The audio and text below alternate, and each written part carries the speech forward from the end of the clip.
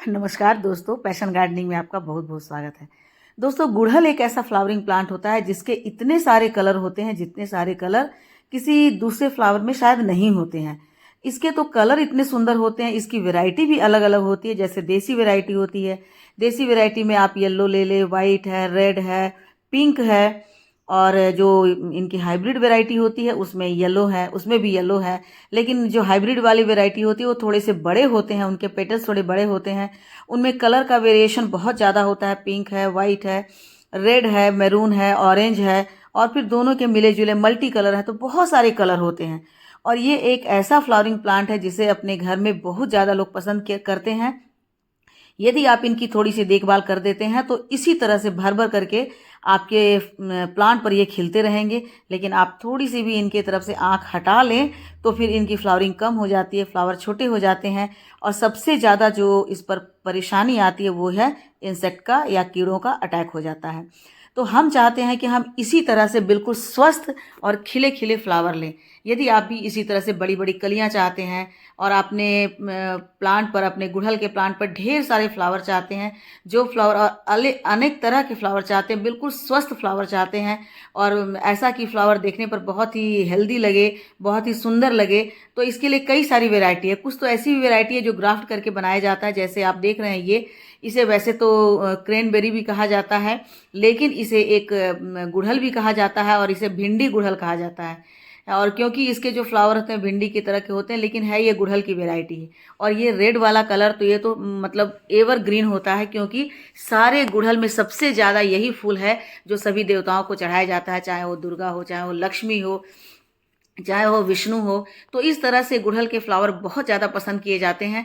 तो आप यदि चाहते हैं कि आपके गुड़हल के प्लांट पर इसी तरह से अच्छी स्वस्थ कलियां आए, बड़ी बड़ी कलियां आए और ढेर सारे ऐसे ही फ्लावर खिलते रहें, इसकी एक भी कली गिरे नहीं। क्योंकि इस पर एक ये भी बीमारी होती है, जब इसमें छोटे छोटे से कीड़े लग जाते हैं, ब्लैक से एफिड्स लग जाते हैं या फिर सफ़ेद सफ़ेद पतले पतले से कीड़े लग जाते हैं, तो इनकी कलियां जो है वो पीली होकर गिरनी शुरू हो जाती हैं, इनके पत्ते पीले हो जाते हैं। और उसके बाद आप जितने भी इसमें कली आएंगे, सभी कली पर इसी तरह से ब्लैक ब्लैक आपको दिखेगा कीड़ा लगा हुआ है, और उसके बाद कलियां मुरझा करके नीचे गिरने लगेगी। और इतनी तेजी से ये हमारे प्लांट को अपने कैप्चर में कर लेती है कि मतलब विद इन अ वीक, एक सप्ताह के अंदर जो है इनका प्लांट हमारे खराब होने लगता है, पत्तियां पीली हो जाती है, फ्लावरिंग कम हो जाती है।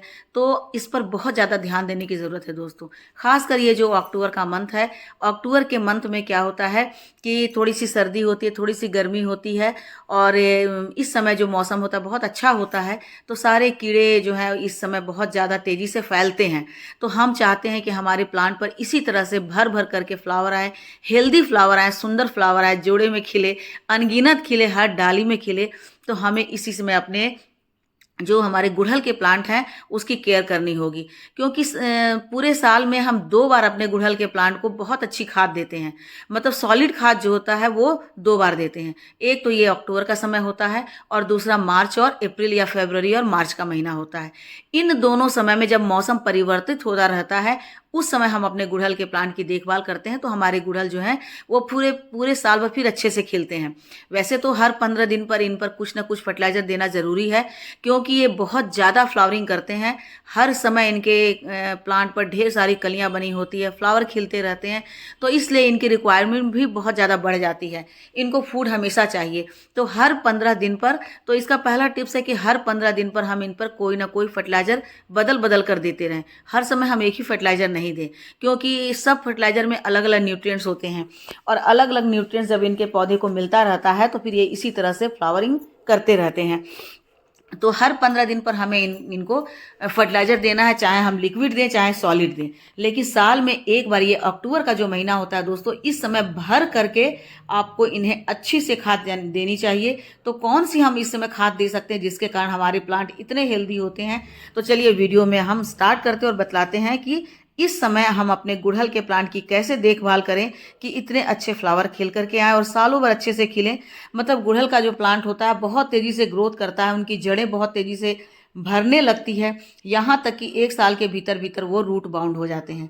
यदि आपका गमला 10 इंच का हो, यदि 12 या 15 इंच का हो तो फिर 1.5 साल 2 साल में रूट बाउंड होता है। लेकिन यदि आपका गमला 10 इंच का हो तो 1 साल में इनकी रूट बाउंड हो जाती है।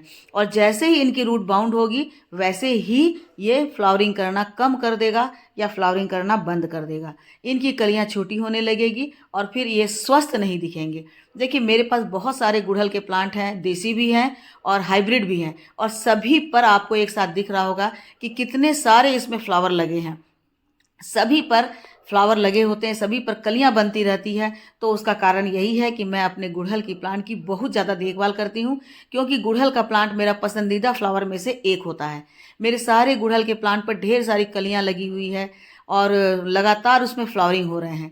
यदि हम इसकी देखभाल नहीं करते हैं तो क्या होता है कि कलियां नहीं बनती है। देखिए, इसके हर डाल पर कम से कम 5 से 6 कली बन रही है और 2-3 कलियां इसकी खिलने लगती है डेली। तो इसलिए होती है क्योंकि मैं हमेशा इस पर ध्यान देती हूँ। तो क्या क्या इन पर ज़रूरी काम जो करना है वही काम मैं आप लोगों को बतलाऊंगी। वैसे आप ये मत समझिए कि गुड़हल के प्लांट पर एक बार हम फर्टिलाइज़र दे दिए उसके बाद मेरा काम खत्म, क्योंकि आप देख रहे हैं कि हर दिन इनकी जो ज़रूरत है वो बढ़ती जा रही है। क्या ज़रूरत बढ़ रही है? क्योंकि हर दिन इनकी कली निकल रही है, नए नए कली बन रहे हैं, नया फूल खिल रहा है। तो इसके कारण हमें इसकी देखभाल करनी है। तो सबसे पहला ये हो गया कि जितने भी इसमें वीड्स निकले हैं, मतलब खरपतवार निकले हैं, इन सबको हमें हटा देना है। बरसात के बाद का समय है तो ढेर सारे इसमें पत्ते निकल आते हैं, बेबी टीयर्स हैं, या जो छोटे छोटे से 10 बजिया फूल होता है वो निकल आते हैं। अगल बगल के प्लांट से जो गिरते रहते हैं उनके बीज इसमें आ जाते हैं। तो इस तरह से हमारे प्लांटर में ढेर सारे सूखे पत्ते भी हो जाते हैं। तो इन्हें हम सबको हटा देना। बाद में चाहे तो इन सूखे पत्ते को आप मिट्टी में दबा देंगे तो धीरे धीरे वो डिकम्पोज होकर के खाद बन जाएगा। लेकिन सबसे पहला काम क्या करना, हमें गुड़ाई करनी है। और ये गुड़ाई जो है या तो आप हर महीने में करें या 15 से 20 दिन में एक बार इनकी गुड़ाई ज़रूर कर लें, क्योंकि गुड़ाई करने से मिट्टी हल्की होती है। मिट्टी हल्की होगी तो मिट्टी के अंदर ऑक्सीजन जाएगा, हवाएं जाएगी, उसके बाद नीचे की मिट्टी ऊपर आएगी तो उन्हें धूप लगेगा। धूप लगने के बाद सूरज की किरणें जो हैं उनमें कीटाणुओं को दूर करने की क्षमता होती है। तो बहुत सारे उनमें ऐसी चीज़ें होती है जो हमारे मिट्टी के रोग को दूर करती है। तो इसलिए इसी तरह से हमें प्लांट की गुड़ाई कर लेनी है। और गुड़ाई करके साल में गुड़ाई तो हर 15 से 20 दिन में या 1 महीने में करनी है। लेकिन इस समय क्या करना है, इस समय इनकी गुड़ाई करके इनकी आधी मिट्टी कम से कम यहाँ से निकाल देनी है। दोस्तों, आपको दिख रहा होगा कि जब मैं गुड़ाई कर रही हूँ तो ढेर सारी इनकी जड़ें जो है ऊपर ऊपर तक आ गई हैं। यही है रूट बाउंड होने का जो हमें मिल गया है। ये एक सबूत मिल गया है। देखिए कि ढेर सारे इनकी जड़ें ऊपर ऊपर तक आ रही है। तो इसका मतलब है कि अब नीचे के बेस में इनकी जड़ों को रहने के लिए जगह नहीं है, तभी वे ऊपर की तरफ आ रही हैं। ऊपर की तरफ आ रही है, इसका मतलब है कि अब इनकी ये जो रूट बाउंड हो जाएंगे। तो अभी हमें इनकी इसी तरह से गुड़ाई करके लगभग 50% मिट्टी वहाँ से निकाल देनी है और उनकी जड़ों को काट देना है। आपको दिख रहा होगा दोस्तों कि मैंने इसमें लोहे की एक रॉड डाली हुई थी, तो वो मैंने डाल दिया था ताकि हमारे प्लांट को यदि आयरन की कमी हो तो आयरन की कमी की क्षतिपूर्ति हमेशा होती रहे। तो चूंकि मेरे घर में पड़ा हुआ था तो मैंने कंस्ट्रक्शन के समय आया था तो मैंने लगा दिए थे। कई सारे प्लांटर में मैंने लगा रख छोड़े हैं। देखिए कितनी बड़ी बड़ी मोटी मोटी जड़ें हो रही है। यदि आप इन्हें ध्यान नहीं देंगे तो अगले 6 महीने में ये पूरी तरह से मोटी मोटी हो जाएंगी और उसके बाद धीरे धीरे इनकी जो जड़ें हैं इतनी मोटी हो जाएंगी कि बाद में ये ग्रोथ करना बंद कर देगी। जितनी हमारी जड़ें ग्रोथ करती है, प्लांट की जड़ें, उतनी ज़्यादा प्लांट पर फ्लावरिंग होती है, उतने ज़्यादा प्लांट हेल्दी होते हैं, उतने ही ज़्यादा उन पर कलियाँ आती हैं और फ्लावर आते हैं। तो हमें क्या करना है, इनकी ऐसी मोटी मोटी जो जड़ें जो हो रही हैं उन्हें कट करके अलग कर देना है। और आप बिल्कुल भी मत डरे कि इन सारी जड़ों को हटाने के बाद आपका प्लांट मर जाएगा, बिल्कुल नहीं, क्योंकि इनका जो रूट बाउल है वो बिल्कुल सुरक्षित है। तो ये आपको बिल्कुल बीच में नहीं करना है, साइड साइड में करना है, क्योंकि साइड साइड में इनकी फाइब्रस रूटें जो हैं वो फैली होती हैं और वही धीरे धीरे मोटी होकर के और हमारे प्लांट की मिट्टी को बाउंड कर देती है।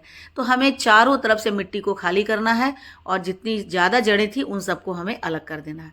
अब इसमें पहला ट्रीटमेंट करना है कि हमें फंगिसाइड डालना है, क्योंकि अंदर की मिट्टी हमने नहीं निकाली है। तो अंदर में यदि कोई फंगस होगा या फिर फंगस आगे हो सकता है, तो इसके लिए हमें समय समय पर हर 2-3 महीने 6 महीने के बाद एक बार फंगिसाइड डालना है।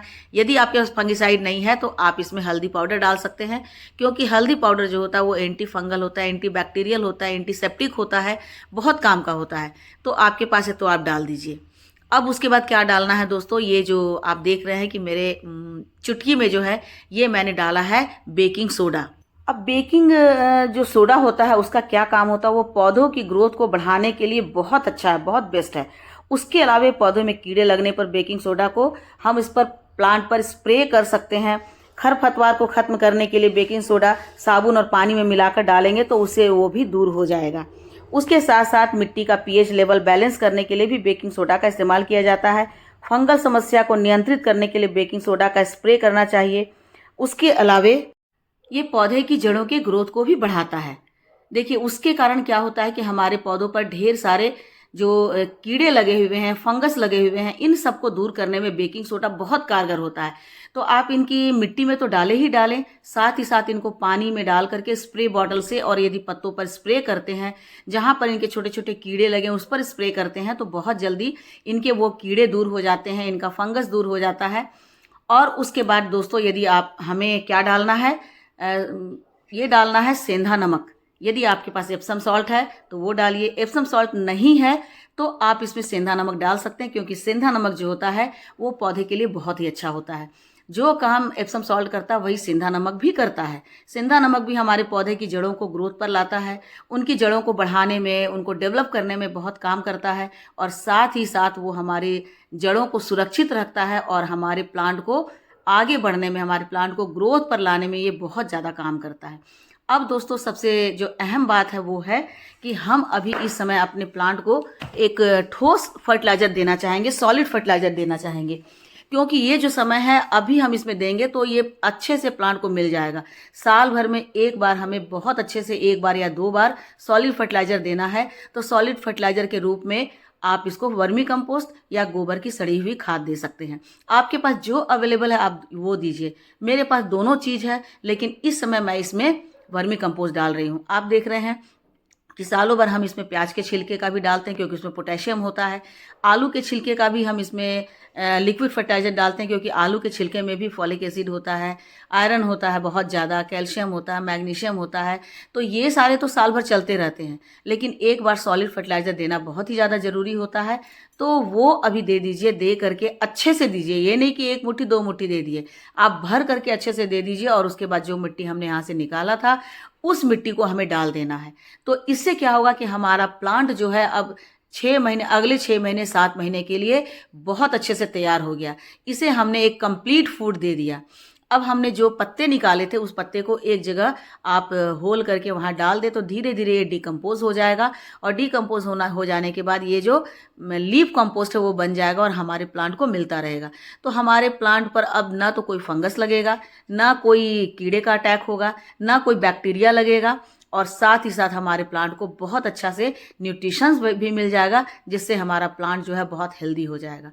अब इसमें भर करके आप इसको क्या कीजिए, पानी डाल दीजिए, और दूसरी तरफ आप बेकिंग सोडा को पानी में मिला करके और अपने पत्तों पर, जो प्लांट के पत्ते हैं, अच्छे से घोल करके प्लांट के पत्तों पर स्प्रे कर दीजिए, प्लांट की डालियों पर स्प्रे कर दीजिए। तो उसके बाद इसमें किसी तरह का कोई फंगस अटैक नहीं होगा, तो आपका प्लांट बहुत ही ज़्यादा हेल्दी हो जाएगा।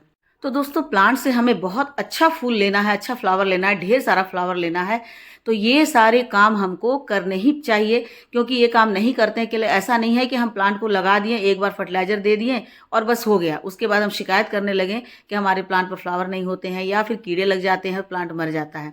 तो ये सारे काम हमें हमेशा करते रहने हैं, तब हमारे गुड़हल के जो प्लांट है, खासकर गुड़हल के प्लांट, क्योंकि बाकी प्लांट पर इतने इंसेक्ट नहीं लगते हैं, ये गुड़हल का प्लांट है जिसमें बहुत जल्दी, मतलब थोड़ा सा भी आप ध्यान देना बंद करेंगे और तुरंत उस पर इंसेक्ट लग जाएगा, तुरंत उसमें मिलीबग लग जाएंगे और हमारा प्लांट खराब होने लगेगा। तो जितना सुंदर ये फ्लावर होता है उतना ही ज़्यादा डेलिकेट भी होता है। तो इसलिए हमें कोशिश करनी चाहिए कि इसे इसी तरह से हम इसकी केयर करते रहें।